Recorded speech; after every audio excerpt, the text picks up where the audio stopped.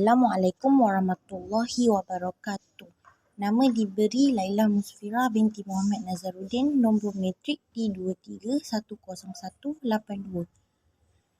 Hari ini saya ingin membentangkan sedikit tentang perbezaan aktiviti pembelajaran kurikulum standard prasekolah kebangsaan dan kurikulum permata. Perbezaan yang pertama iaitu perbezaan latar belakang kurikulum standard prasekolah kebangsaan dan permata. Latar belakang KSPK diperkenalkan pada tahun 2010 dan telah disemak pada tahun 2017.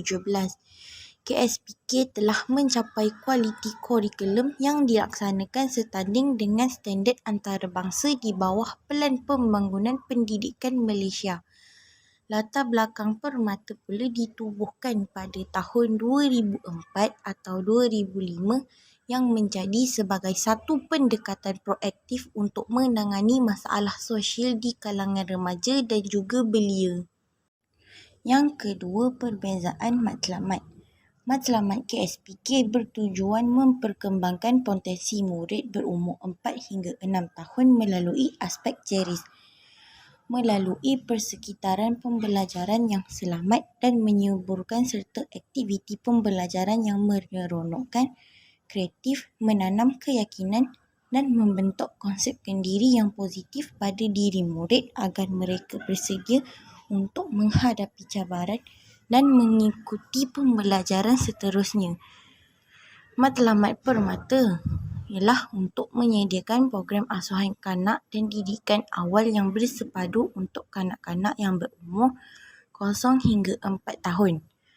Kurikulum ini juga dapat menyediakan peluang kepada kanak-kanak untuk mendapat pengalaman pembelajaran awal yang berkualiti untuk melahirkan modal insan negara yang mempunyai sasiah mulia, kerohanian yang mantap, kecerdasan intelek yang tinggi, menghargai kepelbagaian budaya, patriotik dan mengamalkan gaya hidup sihat.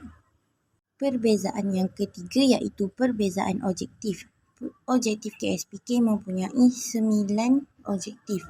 Yang pertama, menggunakan bahasa untuk berkomunikasi dengan berkesan. Yang kedua, mengamalkan nilai-nilai murni masyarakat Malaysia. Yang ketiga, menyayangi dan menghargai alam sekitar. Yang keempat, mengembangkan daya kreativiti. Yang kelima, mengamalkan nilai-nilai Islam dalam kehidupan seharian untuk murid beragama Islam. Yang keenam, memperkembangkan konsepkan diri yang positif dan keyakinan diri. Yang ketujuh, mempraktikkan amalan kesihatan, membina kecergasan badan dan menjaga keselamatan diri. Yang ke-8, menghargai dan peka terhadap budaya masyarakat Malaysia. Yang ke-9, kemahiran menyelesaikan masalah dalam pembelajaran dan kehidupan seharian. Seterusnya, objektif permata. Objektif permata juga mempunyai 9 objektif. Yang pertama, membina emosi, akhlak dan spiritual kanak-kanak untuk melahirkan individu yang bersasiah mulia, tenang, ceria, bersopan santun, penyayang, bersimpati dan adil. Kedua, membina kemahiran bersosial, interpersonal, intrapersonal yang baik untuk membolehkan kanak-kanak bergaul dalam masyarakat pelbagai budaya. Yang ketiga, membimbing kanak-kanak menguasai kemahiran awal berbahasa, berkomunikasi dan literasi dalam bahasa Melayu, bahasa ibunda dan bahasa Inggeris. Yang keempat, mendidik kanak-kanak mengamalkan pemakanan sihat, kebersihan dan keselamatan dan gaya hidup sihat. Yang kelima, melatih kanak-kanak mengurus diri sendiri sehingga mereka yakin dan mampu berdikari dan boleh membuat keputusan berdasarkan kebolehan diri sendiri. Yang keenam, membantu kanak-kanak mengembangkan kemahiran motor kasar dan motor halus serta perkembangan fizikal yang mampan. Yang ketujuh, membina kemahiran awal matematik dan pemikiran logik kanak-kanak serta keupayaan mereka menumpukan perhatian. Yang ke-8, membimbing kanak-kanak memahami dunia persekitaran melalui aktiviti bermain, meneroka, mencuba idea baru, mengeksperimen dan mencipta sama ada di dalam atau di luar kelas menggunakan pelbagai bahan yang terdapat dalam persekitaran mereka. Yang kesembilan, membina hubungan positif dengan ibu bapa, komuniti dan pihak berkenaan yang boleh menyumbang kepada pendidikan dan kesejahteraan kanak-kanak. Keempat, perbezaan tentang bidang pembelajaran KSPK dan permata. Bidang pembelajaran KSPK mempunyai 6 tunjang. Tunjang yang pertama iaitu tunjang komunikasi. Tunjang ini menekankan kepada kemahiran berbahasa secara lisan dan bukan lisan semasa berinteraksi. Tunjang ini mengandungi disiplin ilmu bahasa yang wajib dipelajari oleh semua murid prasekolah iaitu bahasa Melayu dan bahasa Inggeris. Yang kedua, tunjang kerohanian, sikap dan nilai. Tunjang ini memberi keutamaan kepada aspek penghayatan, amalan agama, kepercayaan, sikap dan nilai. Tunjang ini mengandungi disiplin ilmu, pendidikan Islam dan pendidikan moral. Tunjang yang ketiga pula ialah tunjang kemanusiaan. Tunjang ini menekankan kepada penguasaan ilmu dan amalan tentang kemasyarakatan dan alam sekitar setempat, negara dan global serta penghayatan semangat patriotisme dan perpaduan. Yang keempat, tunjang keterampilan diri. Tunjang ini memberi penekanan kepada perkembangan sosio-emosi dan pembinaan kemahiran berinteraksi serta kemahiran sosial dalam kalangan murid. Tunjang yang kelima pula ialah tunjang perkembangan fizikal dan estetika. Tunjang ini menekankan perkembangan jasmani dan kesihatan untuk kesejahteraan diri serta penumpukan daya imajinasi, kreativiti, bakat dan aspirasi terhadap karya seni dalam kalangan murid. Yang keenam, tunjang sains dan teknologi.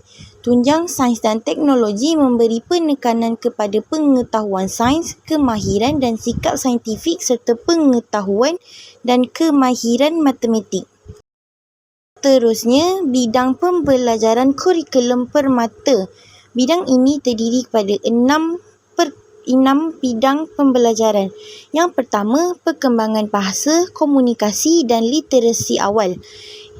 Perkembangan ini membina kebolehan bertutur, bersoal jawab, awal baca, awal tulis dan menanam minat suka membaca sebagai langkah awal ke arah pembudayaan ilmu dalam diri kanak-kanak. Yang kedua, perkembangan emosi, rohani dan sosial.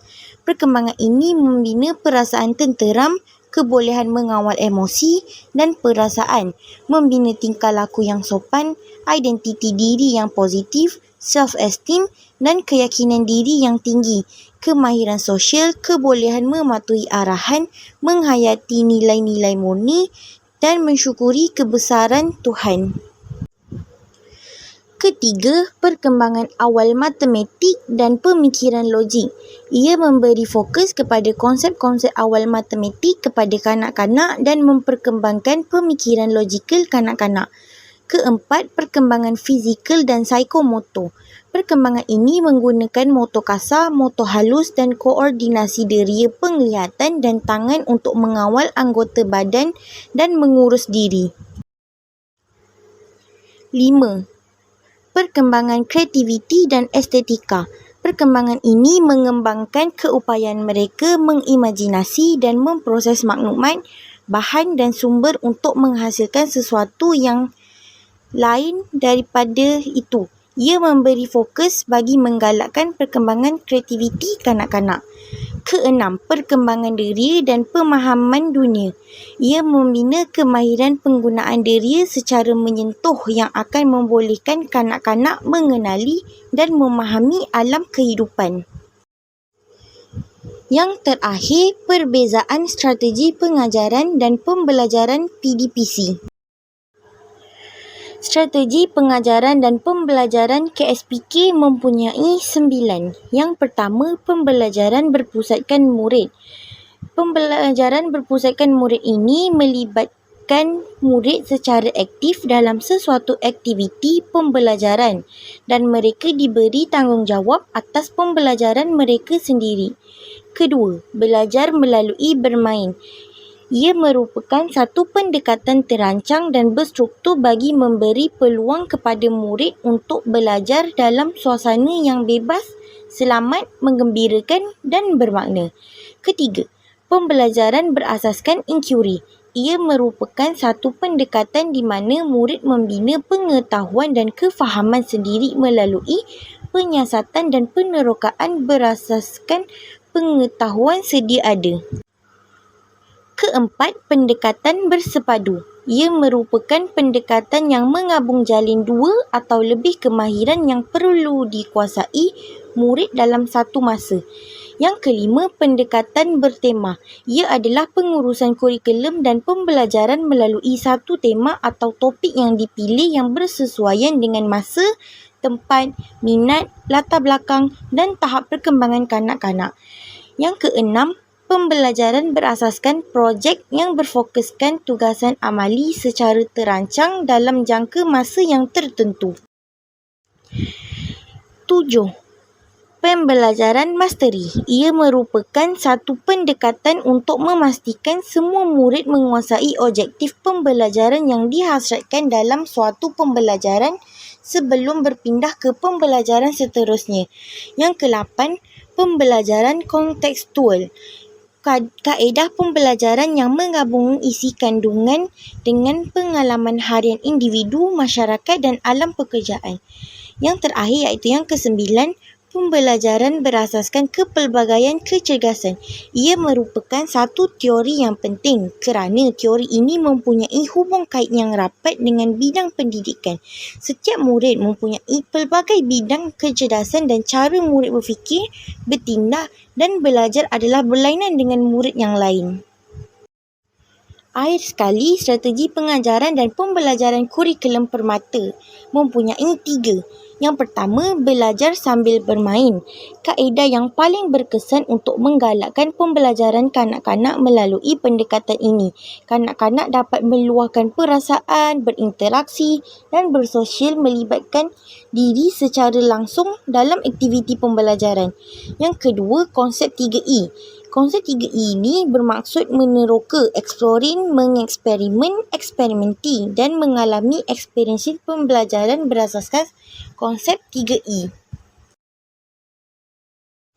Dan akhir sekali yang ketiga ialah menggunakan teknik-teknik lain. Contohnya membaca dan bercerita.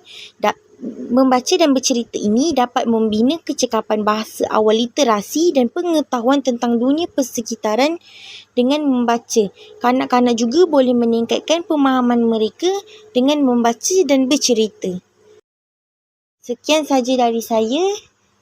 Terima kasih.